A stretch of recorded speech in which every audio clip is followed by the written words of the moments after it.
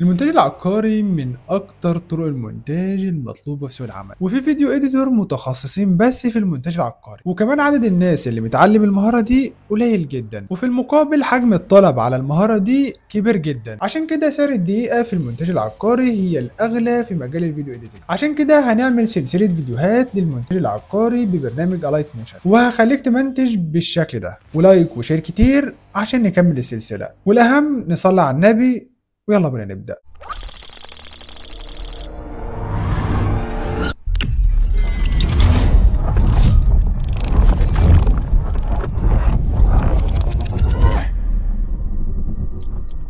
في الفيديو ده يا شباب هنتعلم مع بعض المونتاج العقاري.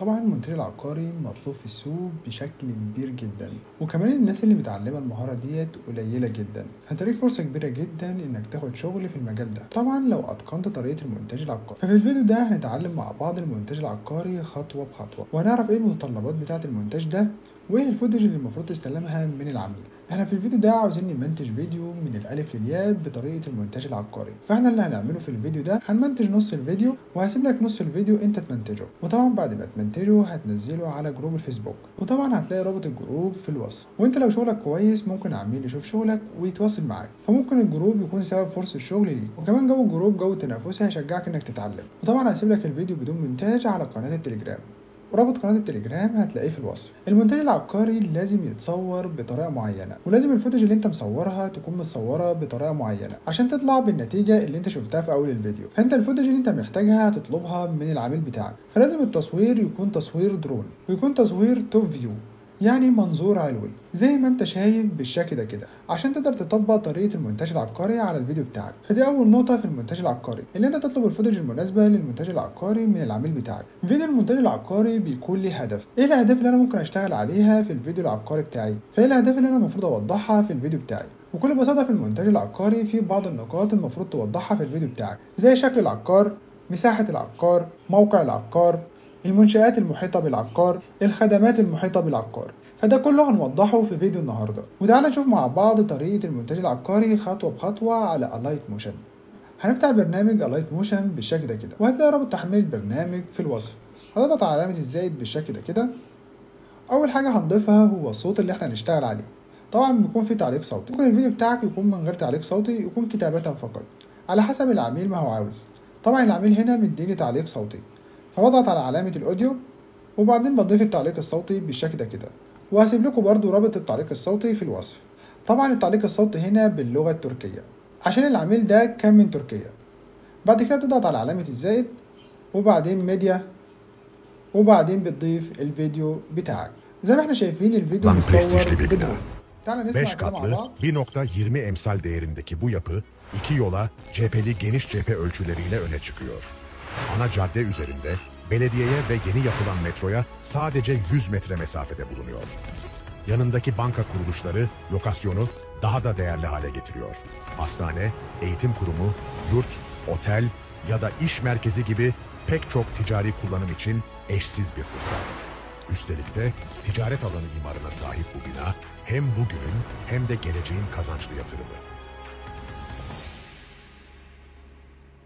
كده سمعنا الفيديو مع بعض وشوفنا تصوير الدرون بيكون عامل ازاي. دلوقتي بقى انا عاوز اطبق المونتاج العقاري على الفيديو ده. تعال نشغل كده ونشوف ونحلل الفيديو واحدة واحدة وناخده مشهد مشهد. لو جينا نشغل المشهد الاول، Lan prestijli bir bina.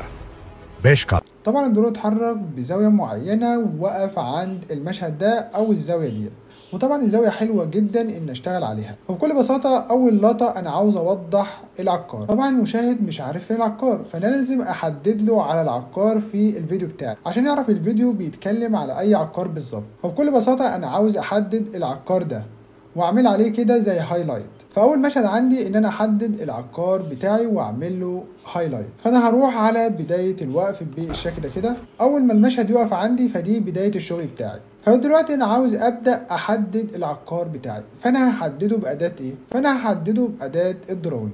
هضغط على علامه الزائد بالشكل ده كده، واروح على فيكتور دروينج، واضغط على فيكتور دروينج، وبعدين ابدا ارسم العقار بتاعي او حواف العقار بتاعي. مش هنرسم العقار بشكل كامل، احنا هنرسم الحواف بتاعه العقار فقط لا غير.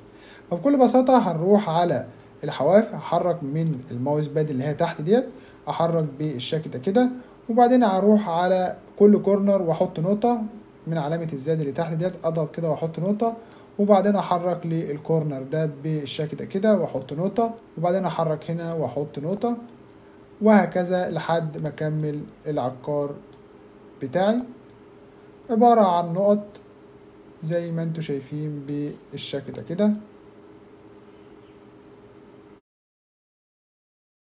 عند كل كورنر انا بحط نقطة، موضوع سهل وبسيط.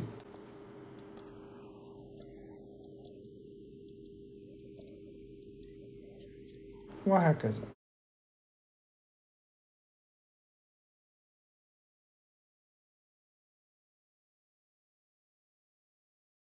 وبكده انا كملت الشكل بتاعي زي ما انتوا شايفين بالشكل ده كده، حلو جدا جدا جدا. اضغط على الشيب اللي انا رسمته، تمام، وعاوز اعمل له بوردر. اول حاجه هقلل الاوباسيتي بتاعتي شويه عشان البيت يظهر معايا. هروح على بلندنج اند اوباسيتي واقلل الاوباسيتي شويه بالشكل ده كده، يعني حاجه بسيطه بحيث البيت يظهر معايا زي ما احنا شايفين بالشكل ده كده. بعد كده بتروح على تضغط على الشيب تاني، وبعدين تروح على بوردر اند شادو عشان تعمل بوردر خارجي. بعد كده هروح على البوردر وافعله من هنا كده، تمام، اللي هو الستروك، وبعدين هغير اللون للون مثلا الاصفر عشان يبان معايا، وبعدين هزود الستروك من هنا شويه زي ما احنا شايفين بالشكل ده كده. جميل جدا جدا جدا. طيب هنا اما قللنا الاوباسيتي، قللنا الاوباسيتي للستروك وللشيب، فانا هعمل حاجه معينه، هرجع الاوباسيتي تاني مكانها، تمام، بالشكل ده كده، واروح اقللها من حته تانية. ازاي؟ تعال نشوف مع بعض.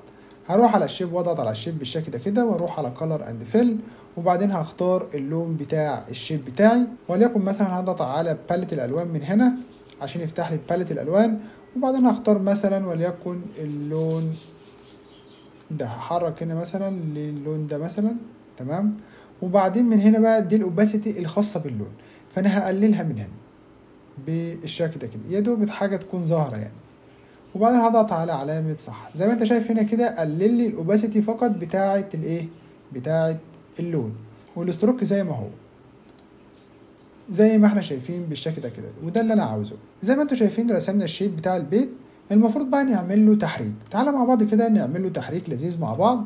هروح على الشيب، انا عاوز الشيب يظهر معايا واحده واحده، فانا هروح على افكت بالشكل ده كده واضغط على اد افكت، وبعدين نروح على السيرش ونكتب بروجرس. لو كتبت بي ار او بس هيطلع لك دروينج بروجرس، فانا هضغط عليه بالشكل ده كده، وبعدين ستاندرد سيتنج هيظهر لي زي ما انت شايف بالشكل ده كده، هيقول لي في اند وفي ستارت، تمام، فانا هقلل الستارت بالشكل ده كده لغايه ما يبدا يختفي معايا، تمام، وهقلل الاند برضه من هنا، يعني هقلل شويه من الاند وهقلل شويه من الستارت، بحيث انا عاوزه يبدا يعني اكنه زي دايره كده ويقابل بعض، واحط كي فريم في البدايه، يبقى دي البدايه بتاعتي اللي هو هيكون مختفي. بعد كده هتحرك مسافه او تايم، وبعدين احط كي فريم تاني، وبعدين ابدا بقى اظهر الايه،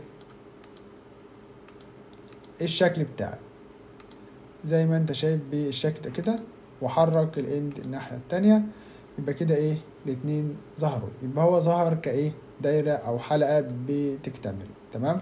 تعالى كده نشغل ونشوف. 5 katlı bir nokta حلو جدا جدا جدا جدا. bir bina. 5 katlı 1.20 حلو جدا. طيب دلوقتي بقى انا عاوز اول ما يكتمل كده انا عاوز يحصل له زوم وبعدين يظهر كتابة هنا، فانا بكل بساطة هروح اعمل ايه، هروح اضيف النل ديت، هربط طبقة الشيب مع طبقة الفيديو وبعدين هعمل لهم زوم، تمام. فانا عشان اربط الطبقتين مع بعض اربطهم بالنل، فانا هضغط على علامة الزائد وبعدين اوبجكت اند اليمنت، وبعدين هضيف نل من هنا بالشكل ده كده. بعد ما ضفت النل هروح على كل طبقة واربطها بالنل، بس النل هنا المفروض تبدأ من ايه، من هنا، من بعد الفريم التاني، او يعني من قبل النهاية بحاجة بسيطة، تمام، عشان يكون في تتابع في الحركة. وبعد كده هروح على هنا كده وبعدين هروح على المربع اللي فوق. طبعا ضغطت على اللاير بتاعه الايه طبقه الفيديو، وبعدين هربطها بنال واحد، وبعدين هروح على طبقه الشيب واربطها برضو بنال واحد بالشكل ده كده. يبقى كده انا ربطت كل الطبقات بنال واحد. دلوقتي انا هشتغل على نال واحد. تمام. طبعا احنا شرحنا النال باستفاضه في فيديو من الفيديوهات الكورس، ممكن ترجع له، وهسيب لك رابط برضو الفيديو في الوصف. هروح على النال واضغط على النال، وبعدين هروح على موف اند ترانسفورم، وبعدين بقى ابدا اعمل زوم للنال. هتعمل لي زوم لطبقه الشيب وطبقه الفيديو مع بعض كانهم بيتحركوا كجسم واحد. تمام. هروح على السايز من هنا، وبعدين احط كي فريم في البدايه واحرك مسافه، وبعدين بالشكل ده كده، واحط كي فريم في النهايه. بعد كده في النهايه المفروض بقى اعمل زوم حاجه بسيطه بالشكل ده كده. تمام. وبعدين المفروض افعل بقى الايه الكيرف هنا كده، اروح ما بين النقطتين واضغط على الكيرف واختار اخر كيرف بالشكل ده كده. تعالى كده نشغل ونشوف. Lan prestijli bir bina. 5 katlı 1.20 emsal değeri. حلو جدا جدا جدا. المفروض بقى هنكمل الشيب ده مكمل معانا لحد نهايه المشهد، وبرضو النل. تمام. 1.20 تمام جدا. دلوقتي انا عاوز اعمل ايه بقى؟ دلوقتي انا عاوز اضيف كتابة تظهر في المنطقة ديت، وهكتب هنا اسم العقار. اروح على علامة الزائد واروح على التكست بالشكل ده كده، واكتب مثلا وليكن GRD، حاجة بس كده اللي هي بس هعرفك الدنيا بتمشي ازاي. تمام. وليكن مثلا GRD، واغير لون الكتابة من هنا للون الابيض. تمام. وطبعا هغير الحجم بتاعها واكبره بالشكل ده كده. تمام. واغير نوع الخط، هضغط هنا وبعدين هضغط على فيو الفونت واختار خط يكون بولد يعني سميك بمعنى صح عشان يظهر معايا. هضغط او اختار الخط ده. كويس جدا جدا جدا. بعد كده اضغط على علامة الصح واروح اعمل له دوران. هروح على موف اند ترانسفورم، وبعدين اروح على الدوران واعمل له دوران بالشكل ده كده. تمام. طبعا هو دلوقتي انا عاوزه يكون توب فيو برضو، اكن انا باصص له من فوق. هو دلوقتي مش اكن انا باصص له من فوق خالص يعني. تمام. بس انا دلوقتي هعرفك ازاي تعدل الابعاد بتاعته.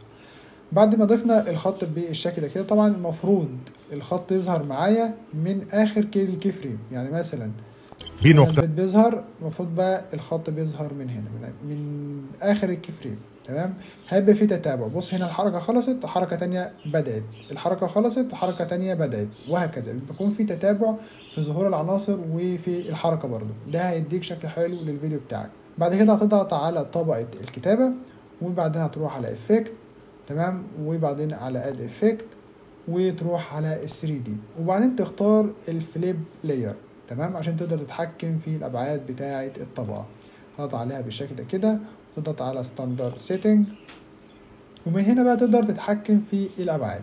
تعالى كده مع بعض. زي ما انت شايف تقدر تتحكم في الابعاد زي ما انت عاوز، زي ما انت شايف بالشكل ده كده. جميل جدا. فانا هحرك في طبقة الكلام بتاعتي لغاية ما تتناسب مع الايه المشهد بتاعك. زي ما انت شايف كده كده مناسبة جدا جدا جدا. حلو جدا كده. طيب كده احنا ظبطناها، محتاجين بس نحركها شوية كده وكده. جميل جدا جدا. محتاج بقى اعمل لها شادو بحيث تبقى اكنها واقعية ومحطوطة في المكان ده يعني بشكل واقعي.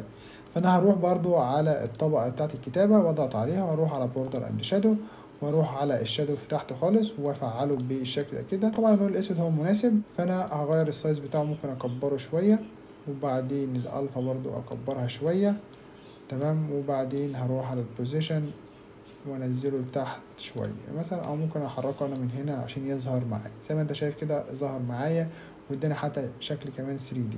حلو جدا. والرسم دلوقتي انا كتبت، ودلوقتي انا عاوز بقى اعمل ظهور للكتابه. دلوقتي انا كتبت الكتابه وعملت لها الشادو وغيرت الابعاد. بعد كده محتاج بقى اعمل افكت الظهور للكتابه، فاضغط على افكت وبعد كده اد افكت. بعد كده بقى ادور على افكت يكون مثلا يعني افكت حلو كده احطه على كتابة يظهر لي الكتابة بشكل حلو. يعني مثلا ممكن نروحوا على opacity and visibility. تمام. يعني مثلا ده هيكون مناسب برضو. ده حلو. فهنضغط على الإفكت ده واضغط على ستاندر سيتنج، يعني ده هيكون مناسب. بعد كده بقى نغير فيه، هنضغط على الإفكت من هنا تمام، وبعدين هنحط كي فريم في البداية، يعني في البداية هنا هحط كي فريم. فأنا هحرك كده لغاية ما أخفي الشكل بتاعي وأخليه مثلا بالشكل ده كده، أو أخليه ظاهر حاجة بسيطة مفيش مشكلة يعني. بعد كده هحرك مسافة واضغط على علامة الزائد، وبعدين أبدأ أظهر الشكل بتاعي زي ما انتوا شايفين بالشكل ده كده. حلو جدا جدا جدا. تعالى كده نشغل ونشوف مع بعض. Lan prestijli bir bina. 5 katlı 1.20 emsal değerindeki bu yapı جميل جدا جدا جدا. طبعا انا هحرك الطبقات ديت لحد بداية تحرك الدرون، يعني مثلا الدرون بتاعي بيتحرك فين؟ هنا، هيبدأ يتحرك من هنا.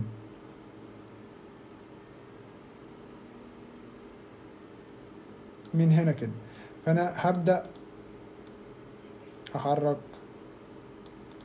الطبقات بتاعتي بالشكل ده كده.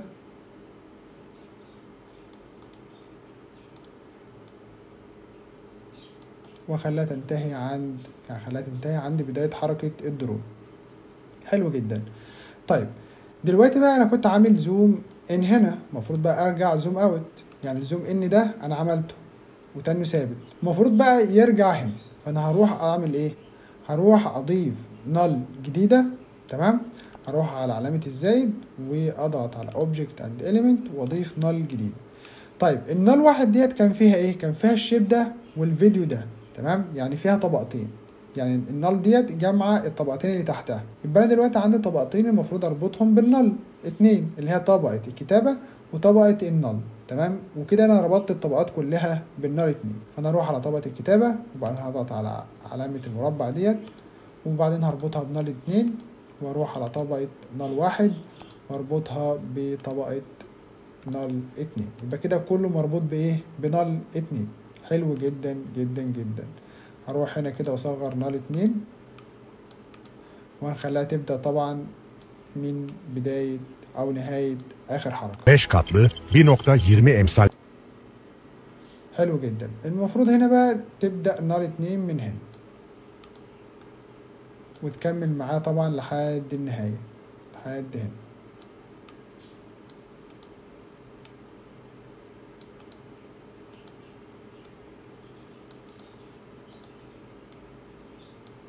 تمام جدا. بعد كده بقى ابدا اشتغل على نار اتنين واعمل زوم اوت تاني. هروح على بداية نار اتنين من هنا